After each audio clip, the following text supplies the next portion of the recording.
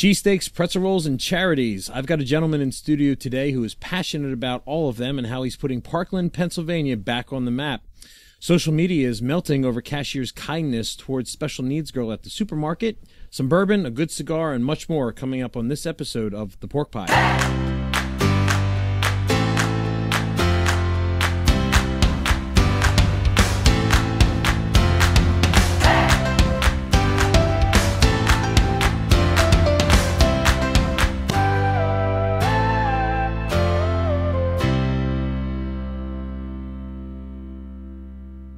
Welcome to The Pork Pie. Today's topic, cheesesteaks and charities. As always, I have my Maker's Mark bourbon.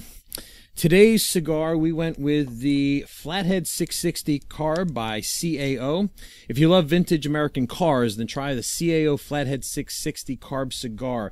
It's a box pressed in luxurious broadleaf wrappers that glimmer like polished chrome. These affordable cruisers roll with big, full-bodied flavor, detailed and balanced notes of sweet tobacco and spiciness. Find the link to this cigar in the description below or go to cigars.theporkpie.com. When it comes to great quality cigars, we only recommend Famous Smoke Shop located in Easton, Pennsylvania. Be sure to use the code PORKPIE, that's PORKPIE, at checkout for $15 off any order of $99 or more. Friendly reminder, if you enjoy this podcast, please subscribe on YouTube or iTunes and follow us on Facebook, Twitter, Instagram, or Pinterest. You can find all of our episodes on theporkpie.com, including 3 easy steps to creating and monetizing your own podcast. If you like this video, give us a big thumbs up, and of course, feel free to share this content with your friends. Today, I have a very special guest who is on a mission to change the world one cheesesteak at a time. Please welcome Jason Green from Jay's Steak and Hoagie Joint to the show. Thanks for coming in today, Jay. No problem. So, Jay, what's your story? So I'm a messed up guy with a crazy idea. I had an idea about 7 years ago when I was struggling as a small business owner that if you do things a certain way, that anything is possible, and you just live with your heart, leading with your heart, and anything's possible. Sure. So let's take a little bit of a historical journey here. So you actually were part of you want the I'll give you the easiest way how I explain people. Sure. Is I grew up going to the sandwich shop that has I had fond memories of. It was my dad was a traveling salesman. Every Friday night or Saturday night when he came home, we ordered out there. Right. Since they opened in 1992. And it was so anytime I came home to visit, anytime my parents came to visit me when I lived in Florida, they had to bring me a hoagie and a cheesesteak from there. That was like my thing. 13 years ago, a little over 13 years ago, I got fired from my job down in Florida, working for Steak and Shake, and I was relocating to Pittsburgh to be closer to home, but a lot cheaper. My best friend lives there, his whole family. I came home for the weekend of the closing of the house out there because my dogs, I was living with my best friend's parents at the time while I was looking for a house, and one of their dogs was food aggressive, so we had to keep my dogs here with my parents until I found a house. Okay. What does that mean? Food aggressive? Yeah. So if you put down dog food, one would become aggressive and go after my dogs. Oh, okay. So they couldn't eat around each other. They had to be separated when they would eat or get treats or anything like that. Sure. So it was just better just bring I had pits. So my one pit kind of didn't deal with it well, and she stuck up for herself. Wow. And so after that, we separated them. Sure. But baby was a big baby.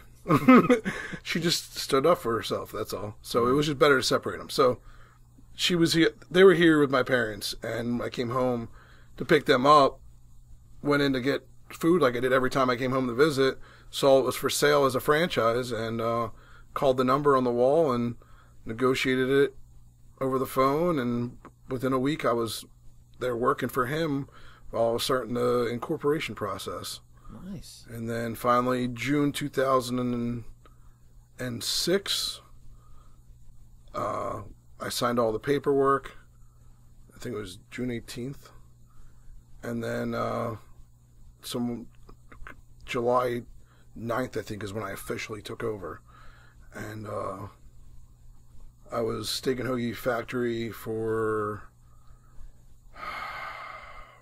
2006 to 2013. But from April 2012, I knew I needed to get out of the franchise, and I needed to introduce the pretzel roll and separate myself than other cheesesteak places.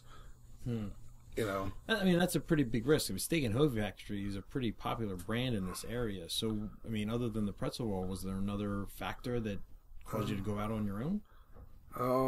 Imagine paying someone who did nothing for you every day. That's what a franchise is. The way I saw it is I needed to reinvent the wheel and reinvent what a franchise is, and reinvent. To me, my goal was to, you know, instead of anybody with a pulse and $100,000 can run my concept mentality, then I'd rather, you know, invest my own $100,000 and have it run by somebody who cares and has heart in the business, and give them a piece of the pie for doing it.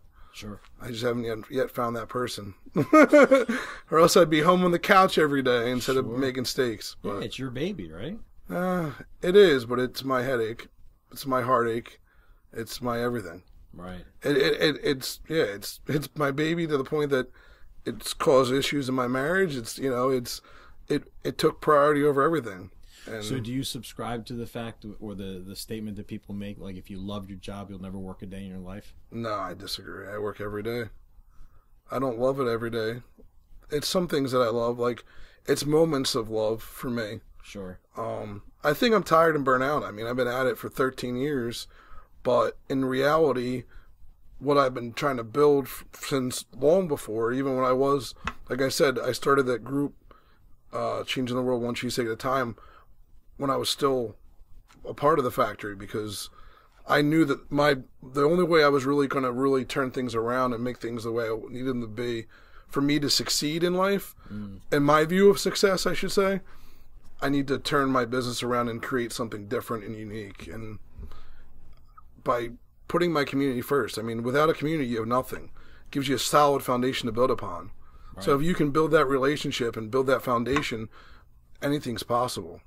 And that's how I look at it. Like, you know, do I want to be rich and famous? Not at all. Do I want to be comfortable enough where I don't have to stress in life? Absolutely. But I mean, sacrifices were how you get those things. And over the last 6 years, I've really shown sacrifice. Sure. I've gained over 100 pounds. Through family, I've borrowed over $300,000, gone 3.5 years without a paycheck while I pay them back. You know, right? You got to do what you got to do. You know, living on faith that, like, end of each month, writing a check to pay off the balance of whatever's left in your bank account, hoping that it'll just keep going. Like, it's crazy. So what's driving you? Prove my dad wrong. Prove him that it's possible. That good people do exist. That it's not all bad. I lost my dad during all this. It's kind of funny.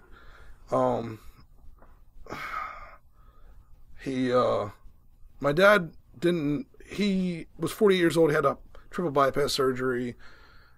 He was always preparing us for his death. We'll just say. And finally, a few months before he died, business was bad. So he was actually my daytime delivery driver. So we would sit there every day and, like, I don't know, what's Powerball tonight's, like, what, $1 billion, you know? Something like that. Something like that. So he'd be like, all right, so let's say they sit $1 million on this counter, cash.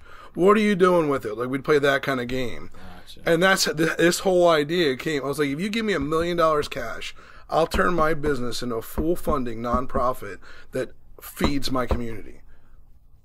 I was like, but I need $1 million to do that. And he's like, well, that's not possible. I was like, if you prove to people that you're worth investing in, people will back you in it and make it possible. He's like, well, how are you going to do that? I was like, by leading, by helping my community. And eventually enough people will catch on to what I've been doing and helping my community when I say, look, hey guys, like, if I had $1 million, I could pay off my house, I could pay off all my debts, I could buy another location and open another location and create more jobs and be able to help more food banks in the community. I was blessed in the aspect that, 13 years ago, my parents believed in me and they gave me $88,000 and lent it to me. And I went without a paycheck until I paid them back. And then 6.5 years ago when my landlord said, I'm not renewing your lease, my family all came forward and said, hey, whatever you need, money, we got your back. Your dad told us you're a good pay. We'll take care of you. My mom and one of my accountant, who's one of my dad's cousins, were my bank. And during that whole process of transitioning from location to location, 3 of my dad's cousins all came to me. Hey, look, I have this I can give you if you need more money. So, it's good. Like, it's crazy that I'm lucky, blessed, whatever you want to call it. I don't even know. Right. No, absolutely. So, the employees that you hire, right? They've got to be great people.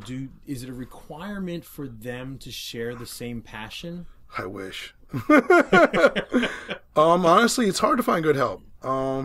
This week, in the last 2 weeks, I've lost 2 people. One guy both of them I brought on with intentions being straight up forward. Like, look, I'm looking for people that want to put in sweat equity, that want to give me their all for the next year or two and help me grow this thing to where I know it can be.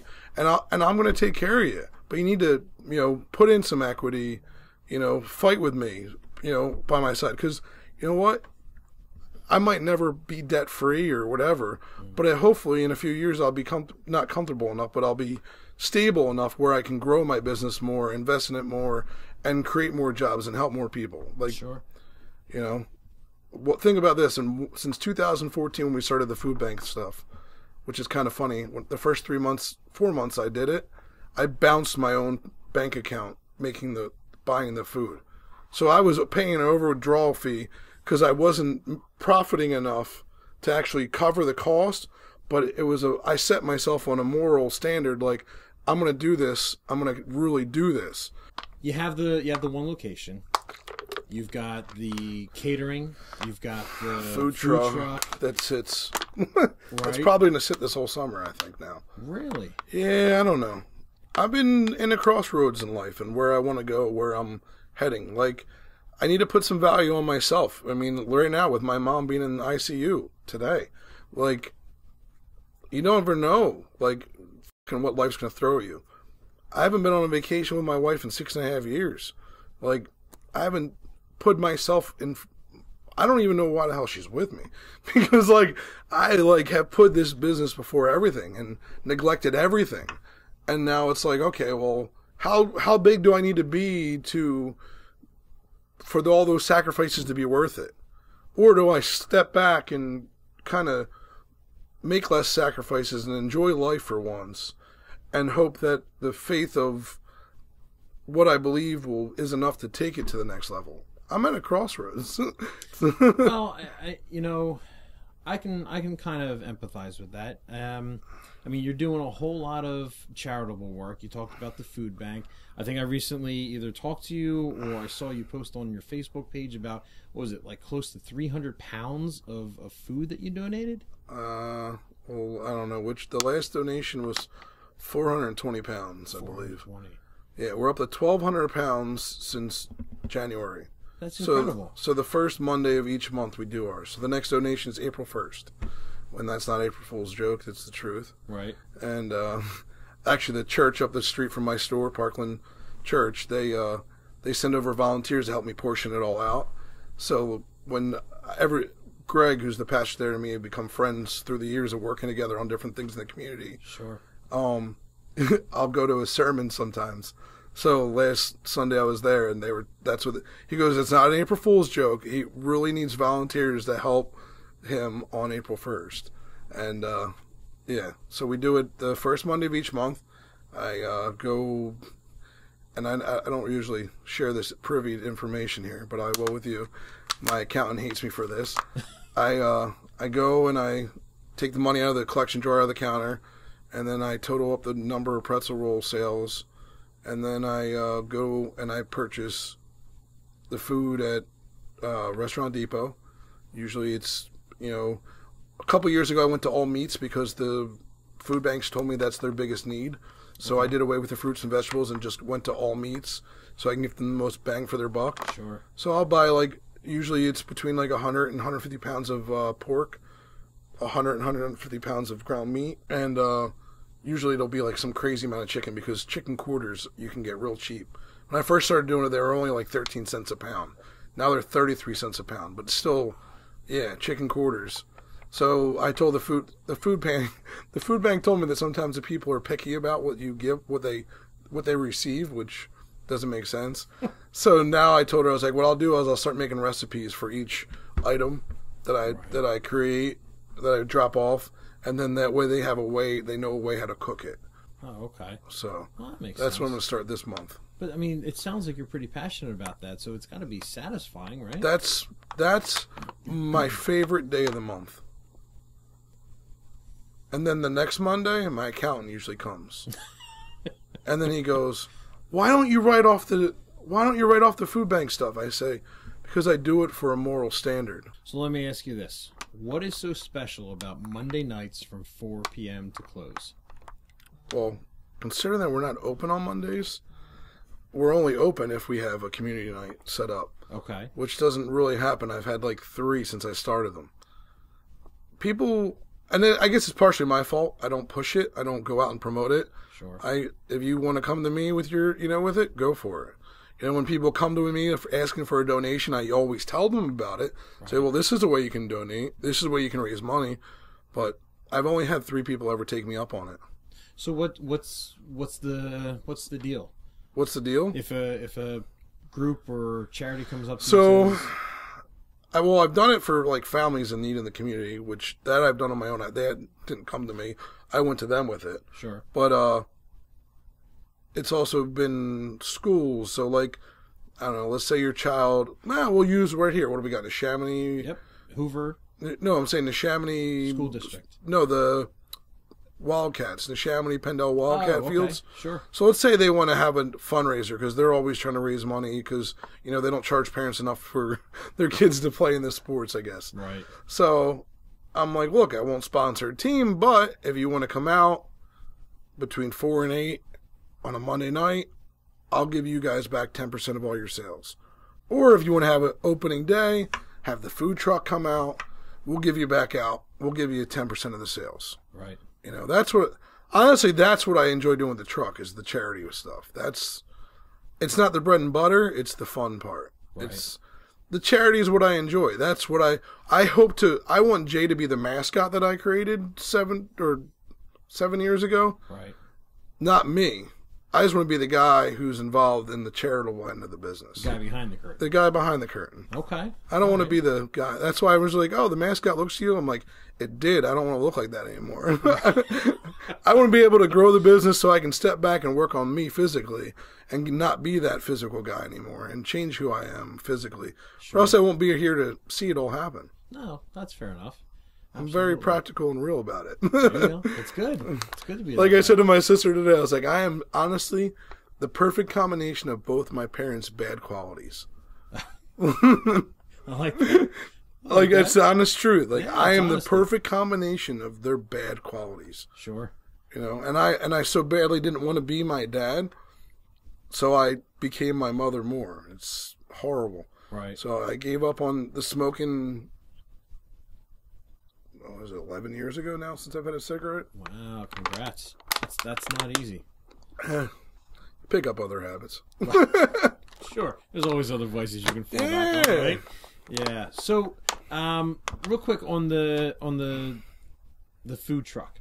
Yeah. So the big crave, right, or the big craze right now is food trucks at weddings. Like weddings at homes, weddings at big places. They want food trucks as opposed to the traditional. I've had horror stories and I guess good times. Rehearsal dinners have been fun with the food truck. The after party of weddings can be a little crazy. What I learned from it is you can't ask for names. You just got to hand them a sandwich and tell them have a good night. Because if you're asking for names, everybody's named John when they're starving after drinking all night. Right. So so you're like, oh no, that guy just took John's sandwich. Well, I'm John. Yeah, no. Right. So you just hand them sandwiches. It works great for that. Okay. So you talked about how you don't do a lot of self-promotion. If there's a community or a group out there or a charity that hasn't heard of Jay's and all the work that you're doing, what would you want to tell them so that they know about you and what they can hope to gain from you? If they've never heard of us, then I don't know, Google it. I don't know. Google Jay's Steak and Hoagie Joint. Or actually, Google Levittown Now.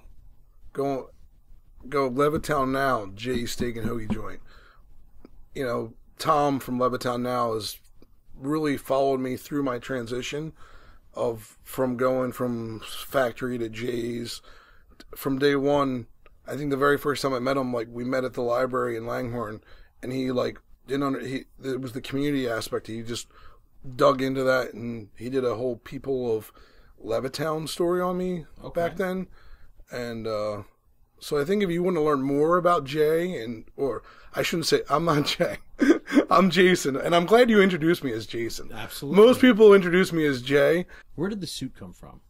So, it's actually funny, because my dad died in August. So the June before my dad died, we decided that, you know, because I decided in that April I needed to get out of the franchise. Right. But we also wanted to make people aware that I was Jay, and when I got out of the franchise, it would still be Jay there.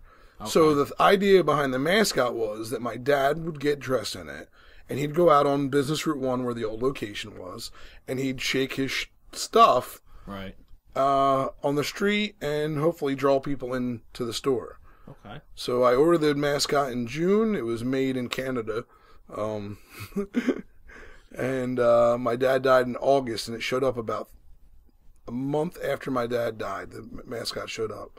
Wow. So it's been worn by many other than my dad, but he never got into it. But it was going to be his job to get people in the store, because, you know, I was very struggling in business at that point. Gotcha. I was on the verge of closing my doors. And, you know, my greatest loss of losing my dad turned out to be a biggest blessing. Because since literally he died, everything has fallen into piece. Every piece of the puzzle has fallen into place. Until now with my mom. But yeah, I'm sorry to hear about that. Yeah, maybe pieces will fall more. I don't know. All right, so part of the podcast being about inspirational people and their stories, I wanted to introduce a lot of positivity into it as well. And I feel that there's a lot of negative things that are being reported in the news. And every negative is a positive. You just got to find it. That's true. It all depends on your perception of things. Absolutely. Sometimes you got to step outside the box and look at it. I like it. Yeah. That's why the beer dip is my favorite sandwich. The beer dip. Oh, so that's actually a great. So what's your number one? That's my number one for sure. What's the selling? Jay's number one. Yeah, selling. Oh, anything on the pretzel roll. I mean, it's honestly the pretzel roll honestly saved my business. The gluten-free is a close second. Actually, I'm introducing this week a gluten-free pretzel roll, which will probably be I think it's the final thing I've thrown against the wall that's going to stick. That's going to take my business to the level that I want it to. Okay. Go. I can't wait. I was recently diagnosed with diabetes, so I'm trying to cut down on the carbs. On the carbs? Yeah, you might want to read up on that roll. I'll give you the information. All right. Because you might be better off just scooping the regular roll versus going to the gluten-free roll, because it's made out of different ingredients, so it might be higher in sugars. Well, I've tried different gluten-free things, and they lack flavor and taste. Yeah, well, it's kind of amazing because we have a butter substitute, right? We have a sugar substitute. Why don't we have I can't believe it's not gluten? They're working on it. I mean, there's certain... if you ever go to the Happy Mixer, okay. It's a bakery up in Newtown. It's their closest one to here. Right. It's a completely gluten-free bakery. Dude, I couldn't believe that there's not gluten in there. Like, that's how good their stuff is. Really? They kind of perfected that. Yeah, they've perfected it. And is that what you're going for with the pretzel roll? That's, in a way, yeah. Okay. The pretzel roll saved my business, you know. When I introduced it, I went from a 30% down to 30% up. And, you know, I could use another jump. So... You know, one of my vendors came to me with the idea of the gluten-free pretzel roll, I don't know, 6 or 8 weeks ago. Right. He's like, I got this idea.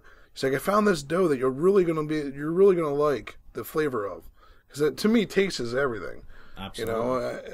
You know, if it tastes like crap, it's crap. Right. So I'm like, So he gave me this dough to work with, and I tried making it from scratch, and it was just a lot of work. And then then one of my customers who used to be own bakery, she's like, who's gluten free, she's like, you know, Shar's makes a par baked roll that you might be able to use for that. I was like, I'll experiment. Because when I first started with the pretzel roll, I literally went to the pretzel factory guys down in Langhorne right there. Right. I went to their brothers. I'm like, yo, guys, can you guys make me a pretzel roll? I was at the Columbus Flea Market, and they had these pretzel knots that they were scooping out and stuffing with different things. I was like, it'd be awesome to stuff one with cheesesteak. And he's like, all right, give us a little bit. And they tried different things, and everything was coming out doughy in the middle. Right. And my rolls from Steak and Hoagie Factory came in par-baked, and they're like, bring us down one of your rolls. Brought it down there, turned it into a pretzel, and that's how the pretzel roll came to be. That's awesome. One of the best employees I ever had in my life was when I managed for Steak and Shake down in Florida. I had a guy named Mauricio. He worked for the company for almost 5 years with a stolen Social Security number. And when they corporate called after almost 5 years, he'd worked for me personally for a little over a year. He was in the store I was in. And I pulled him in the office and I asked him, I was like, tell me the truth. And when I opened up here, who do you think the first person I found on MySpace back then? It was still on MySpace. I went on MySpace and I hunted him down. I said, Mauricio, I was like, if you want a job, I will hire you and I will find a way to help you become legal. But he started a landscaping business with his cousin. He was happy down there. Nice. So I don't know whatever happened to him now. Now I wonder whatever happened to him. Sure. But now with Facebook, I guess anything's possible. I can find him again. All right, so I've got this positive news story that I I'm thought curious. was pretty cool. I'll give you the headline. It may be a while until 9-year-old Lily Teach is able to pursue her dream of being a doctor or teacher, but thanks to a compassionate grocery store employee, she was able to fulfill one of her lifelong dreams in the checkout line. Lily, who has special needs, was shopping with her mother, Lisa, at the Giant Food store in Harrisburg, Pennsylvania, when they finally got ready to pay for the groceries. In a Facebook post that's been shared hundreds of times already, her mother explained how Lily loves to watch and participate in the bagging process at checkout. Her mother says she likes watching how everything fits into the grocery bags, kind of like the game Tetris. I believe it's sort of therapeutic for her in a way. She has many dreams. One of them is to work at the grocery store and bag people's groceries. She also wants to be a doctor and a teacher. The cashier, Isaac Daniel Witt, and I hope I'm pronouncing that correctly, then noticed Lily's interest in the bags and asked her if she wanted to help him bag. The delighted 9-year-old got to work loading each item into the bags. Her awestruck mother pulled out her phone and began filming the heartwarming exchange. You and Isaac here. You're a good team. Amazing. There you go.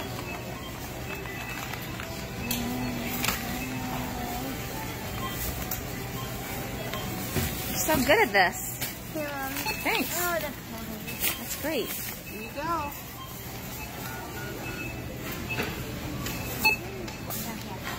You think you can lift this? You're strong. Oh, yeah. There you go. That was you. That's great. This is a dream of mine. There you go. Lily, is he making your dreams come true? Yep. This is your dream job. I just love it. I love you. You're the best. You're the best. Ding. Yeah, guess what, boy? I love you. All right, there's the last couple of things. Whoops, got it?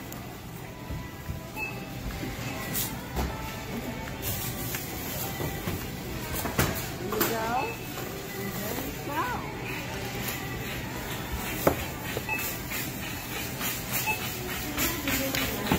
I can put my phone number in.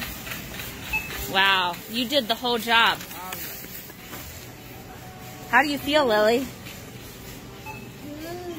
I love it. High five. The mother says, I don't know how Isaac knew how meaningful this would be to her, but somehow he did. He took his time with her to let her bag each item. She independently bagged all of our groceries and told Isaac, I love you. She doesn't say this to everyone, but in the moment, I believe it was her way of saying thank you for seeing me and letting me help.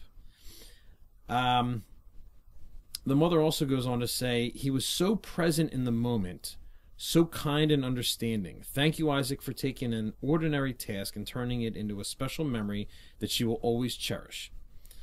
They also interviewed Isaac, the checkout guy, and he says, to be honest, I also have a disability. So I kind of figured since no one had given me the opportunity when I was younger, I thought, well, why not? It doesn't matter if you have a disability. It just warms my heart to, make this little girl's dream come true. The article finishes by saying Lisa and her mother later returned to the store so that they could give Isaac a thank you card. And while they were there, store management told Lily that they would be happy to give her a job once she turned 16. That's cool. Yeah.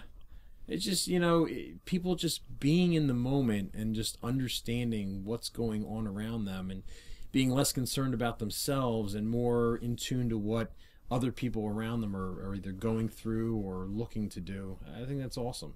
So you can find this story and other stories that we share on theporkpie.com at goodnewsnetwork.org. Do you read that every day? Goodnewsnetwork.org? Yeah, they post several times a day. Yeah, it's pretty awesome, and I'm subscribed to them on Facebook, Instagram, and yeah, everything that comes in, I'll usually circle it that day and say, hey, this is a good one for the pork pie. Yeah, they're pretty good.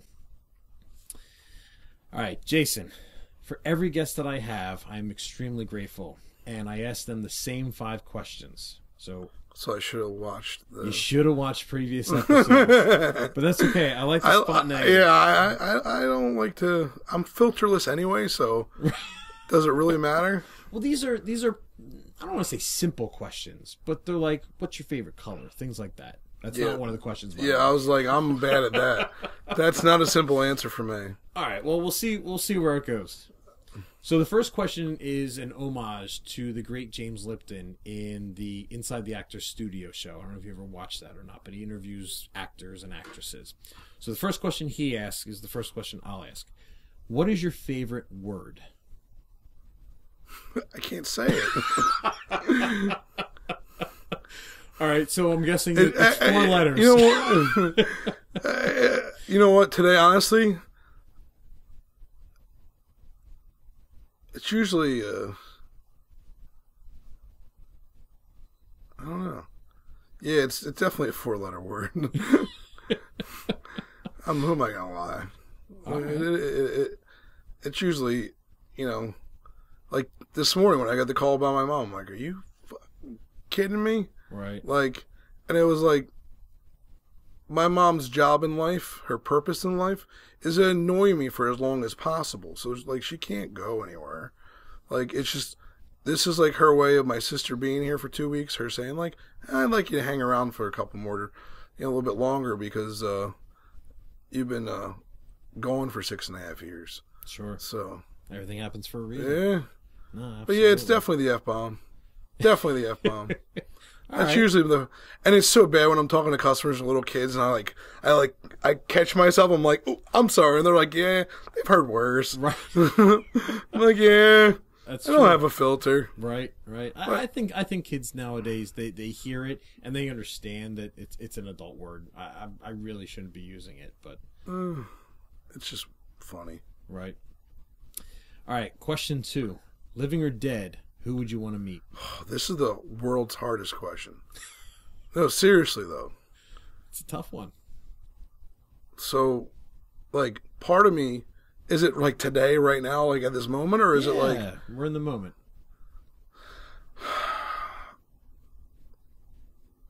It's tough. It's tough. Because I'd love to, like, smack Trump upside the head and, like, knock some... Like...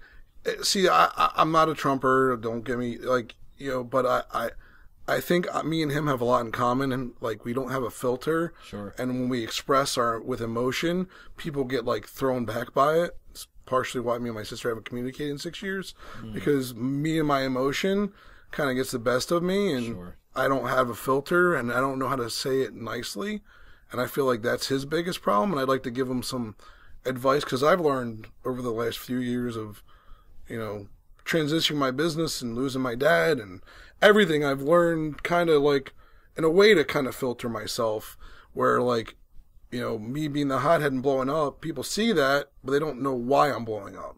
Right. But if you show like, hey, look, this, and this is why I am acting the way I am, you know, or this is what I expect because of this, you know, the pastor from Parkland Church, me and him, right after Trump put in the whole tariffs, he was in an uproar about it.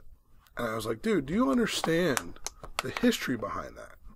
And he was like, what are you talking about? I was like, what Trump is trying to do is no different than what's been done 100 years ago. Right. And he's like, what are you talking about? I was like, well, before we had taxes on everything, anything that was brought here was taxed.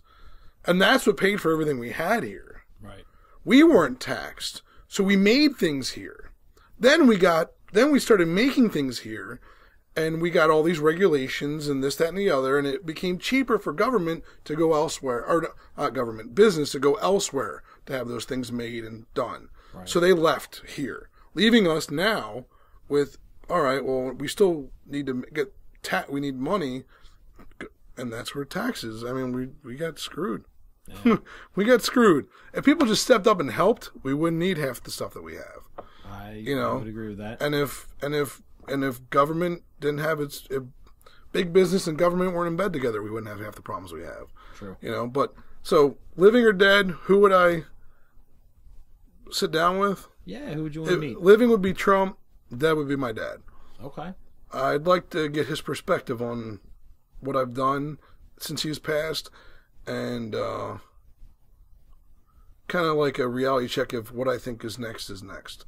Gotcha. He was always my voice of reason. Right. And he, you know, it's kind of, it would give me that assurance that what I think is possible is possible. Because if I can convince him, I can convince anybody. That's a good point. I like it. All right, you've got one day to binge watch any show. What show do you pick? The Apprentice. Ooh, okay. Why? I'm lying. You're like, right. I fell for that. Hook, line, and sinker. All right. No. The Prophet. Oh, I haven't seen that. You never watched The Prophet? No. You ever watched Shark Tank? Yes. So I guess a similar concept to that, where it's a guy named Marcus. I'm going to slaughter his last name.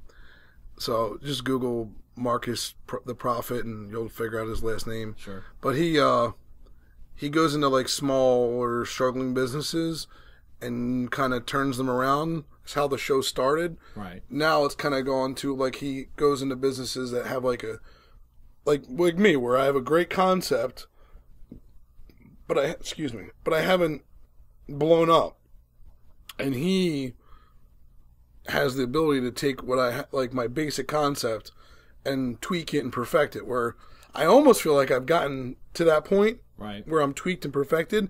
I just need someone to throw that gasoline to make it multiple locations without me having to take on another, $500,000 in debt. Yeah, just get over that. Just get over that hump. Yeah. So it's like, do I find a Marcus? My cousin's been telling me for years, you need to call, theprofitcasting.com. And he's like, you need to go on the website. You need to apply. I'm like, one day he'll find me on his own, and I just like to let the world's energy or karma, whatever you want to call it, like the cards fall as it should. I don't know. I don't want to play the hand. I want to just look at the hand. Yeah, no, that makes sense. All right, question 4: if you could have one superpower, what would it be? That's funny because I asked this question today on Facebook. Did you? Well, not that. I asked if you could teleport or time travel, which would you pick? That was my question today. Okay. Well, which would you pick? Man, I've never had somebody throw the question back at me. Just those two. That's superpower. Yeah, because I know what my superpower would be. All right, but so I have no interest in changing anything from the past or seeing anything from the past or the future. So I would say I would want to teleport because like think about it. You can get your sandwich from the store to here without getting anything cold. Yep. Like you would just literally just not have to get in your car. You just appear, pay for your food, back here eating at your table. Absolutely. Yeah. Like I that. could teleport. That's what. Most people go that route. Yeah. My wife's been trying to create it for years and hasn't gotten perfected yet. I yell at her constantly for it. Anytime we got to go on a long drive, I'm like, come on! Right? Where, I thought you were working on this teleporting thing. Nice. But, I don't know why you married your wife, but people always ask me. I'm like, it's the easiest reason I ever married my wife. She's the only person I'd ever rather be stuck in an elevator with than anybody else. Oh, okay. I'll never dull a moment. She's the most entertaining, amazing person I've ever met in my life. I would say the same about my wife. I don't think she'd say the same about me because I'm claustrophobic. So you'd be freaking out. I'd be the one freaking out. Yeah. She'd be freaking out, but once I got her calm enough to, like, she'd be entertaining. Okay. You know what I mean? Like, she'd have that initial freak out, but I'd be like, look, you know, like, as she, like, you know, like, today was date day ER. Like, you know, like, she makes a joke of it. Like, it would be date day locked in an elevator. Like, you got what you asked for 11 years ago when we were matched on eHarmony. You know? Awesome. All right, so you didn't answer the question. What's the superpower? Superpower. What do you think my superpower would be? Come on, you got to know this one. By what you've learned of me, all that? No, nothing? To just produce money. Oh, that Produce too. the $1 million. I wish. I wish I could, you know, yeah, shit money. Yeah, that'd be an awesome superpower. Yeah, right? No, it'd be, honestly, to heal and help others. That is, all right. that's the key. That's a good one. Yeah. Yeah. That Stupidity. makes sense. All right. The Green Mile. Right. Sacrifice myself for everyone's benefit. Yeah. That's my own stupidity. I think that's the most noble cause. All right. So the last question. What are you not very good at? I'm horrible reading, writing. I mean, you read my Facebook post. There's always a spelling, grammar error of some just sort. Character, though. It's just, my wife's like, are you serious right now? I'm like, listen, I read and write at a third grade level. I was raised by a salesman. Ice to Eskimos is you know, but when it comes to reading, just tell them writing. it's Jay writing it, not you. Oh, Jay says. yeah. Give your guy some character. I was trying to, convince my, wife when her job relocated. I'm like, just come be my, like, well, she made it, it was COO, but she wanted to call it cool because she wanted to add lover on the end of it. Chief Operating Officer Lover. I like it.